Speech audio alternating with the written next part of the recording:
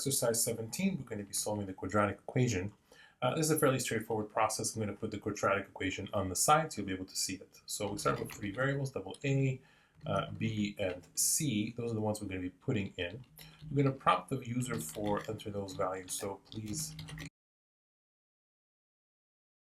there are two parts of the prompt, so double x1 and x2.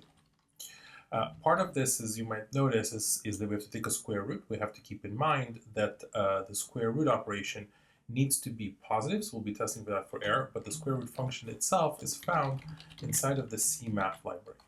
The reason it's called cmath is because it's actually used to be the math.h library. It's part of the C standard library, and since C++ is actually technically an extension of C, we can use many of those libraries that come in C.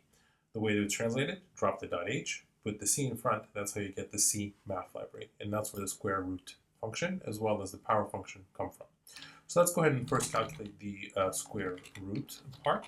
We're going to do that by doing the following. So power of b squared times 4 times, minus 4 times a times c.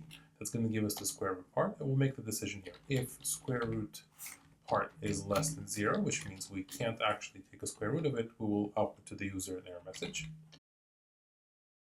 Doesn't really have a solution. Else, we can go ahead and do the two calculations. So x1 is equal to, we'll put a little bit of parentheses to make sure we get the operations right. So b times -1 plus the square root of square root part. And then all of this is going to be divided by 2 times a.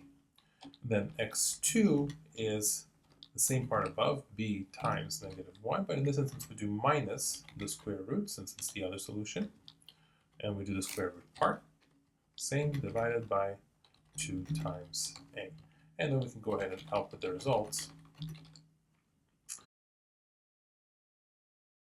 That is it. So let's go ahead and test it out. I have a few known roots that we can go ahead and test with, and so we'll do that now.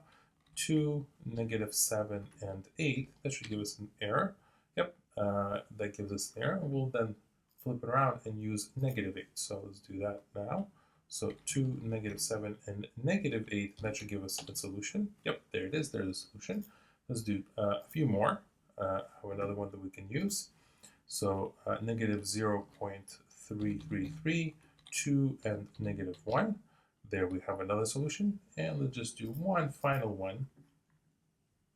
And in this one we have 3, 8, and 0.